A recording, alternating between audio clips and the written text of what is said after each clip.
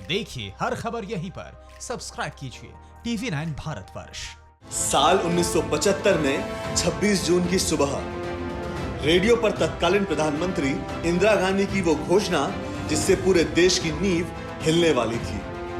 इंदिरा ने कहा, भाइयों और बहनों, राष्ट्रपति जी ने आपातकाल की घोषणा की है, पर इससे लोगों को डरने की कोई जरूरत नहीं है। लेकिन इस ऐलान के बाद पूरे देश में हाहाकार मच गया। सरकार की आलोचना करने वालों को जेलों में ठूस दिया गया, जबरन लोगों की नसबंदी कराई गई, लिखने, बोलने, यहाँ तक कि सरकार के खिलाफ उठने वाला हर कदम कुचल दिया गया।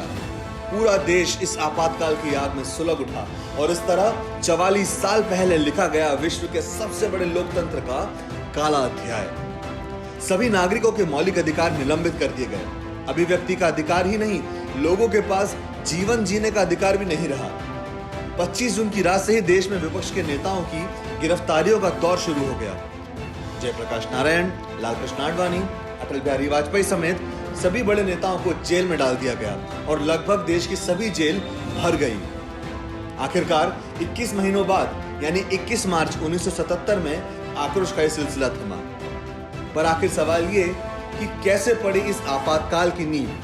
दरअसल 1971 में हुए आम चुनावों में कांग्रेस पार्टी को जबरदस्त जीत मिली थी। सोशलिस्ट पार्टी के नेता राजनारायण को इंदिरा गांधी ने रायबरेली सीट से करारी शिकस्त दी। राजनारायण ने इलाहाबाद हाई कोर्ट में अर्जी दायर कर आरोप लगाया कि इंदिरा ने चुनाव में सरकारी मशीनरी का दुरुपयोग कर चुनाव जीता है। इंदिरा गांधी को हाई कोर्ट में पेश होना पड़ा। किसी भारतीय प्रधानमंत्री के कोर्ट में उपस्थित होने का अपने आप में यह पहला मामला था। 12 जून 1975 में हाईकोर्ट के जज जगन मोहन लाल सिन्हा ने फैसला सुनाते हुए इंदिरा गांधी को दोषी पाया। रायबरेली से इंदिरा गांधी के निर्वाचन को अवैध ठहराया गया। उनकी लोकसभा सीट रिक्त घोषित कर दी गई और उन पर अगले 6 सालों तक चुनाव लड़ने पर पाबंदी लगा दी गई। 25 जून 1975 को इंदिरा ने इस फैसले को चुनौती दी, पर जस्टिस VR कृष्णा अय्यर ने हाईकोर्ट के निर्णय को बरकरार रखा। इस पूरे फैसले ने विपक्ष को और आक्रामक बना दिया। फैसले के अगले ही दिन यानी 25 जून को दिल्ली के रामलीला मैदान में एक विशाल जन रैली का आयोजन किया गया, जिसकी अगुवाई की जयप्रकाश नारायण ने। उन्होंने इंदिरा गांधी को स्वार्थी और महात्मा गांधी के आदर्शों से भटका हुआ बताया।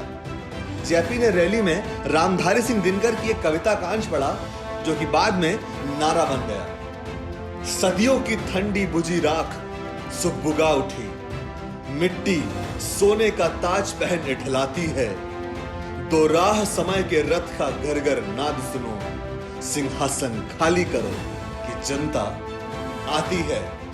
सिंहासन खाली करो कि जनता आती है। इस प्रकार देश में पहला राष्ट्रीय आपातकाल 25 जून 1975 में लागू किया गया, जिस पर देश के राष्ट्रपति फखरुद्दीन अली अहमद ने हस्ताक्षर किए थे। इंदिरा गांधी द्वारा देश में लगाया गया आपातकाल भारत के राजनीतिक इतिहास की एक अमिट घटना बन गया। ऐसे ही लेटेस्ट अपडेट्स के लिए सब्सक्राइब करें हमारा चैनल TV9 भारतवर्ष।